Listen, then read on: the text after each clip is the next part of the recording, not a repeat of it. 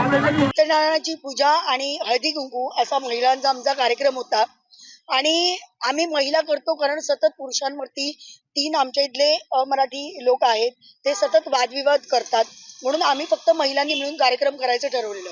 पण आज एका व्हॉट्सअप ग्रुपवरती त्यांनी सत्यनारायण पूजेच्या संदर्भामध्ये अभाष्य केलं आणि वरतून सर्व महिलांना बाहेर येऊन दम देऊन विचारलं की तुम्ही हे सगळं कोणाला विचारून केलं, तुम्ही आम्हाला विचारलं का, न विचारता कसं काय केलं. आणि याच्यावरनं ते वाढत गेलं. सगळ्या महिला एकत्र आल्या त्यावेळी त्यांनी मराठी भाषिकांना अतिशय अश्लील भाषेमध्ये शिवेगाळी केली. आम्ही आता पोलीस स्टेशनला सगळेजण आलेले आहेत, मानपाडा पोलीस स्टेशनला तक्रार देण्यासाठी की आम्हाला इथे न्याय मिळाला पाहिजे की आमचे सणवार आम्ही साजरे करायचे की नाही करायचे. विद्या सुशांत राणे. प्रकरण असं झालं की आमच्याकडे म्हणजे दरवर्षी सत्यनारायणची पूजा, हळदी कुंकू हे प्रोग्राम होत होते. पण हे जे 3 मराठी माणसं आल्यापासून आमचं हे सगळं बंद झालं.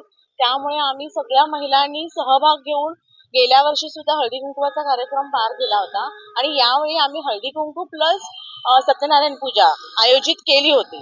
तर हा सतत माणूस आम्हाला येऊन सतत की हे तुम्ही आम्हाला विचारल्याशिवाय कसं केलं, आणि हे आम्ही आमच्या स्वखर्चाने करणार होतो, सोसायटीकडे एकही पैसा न मागता करणार होतो.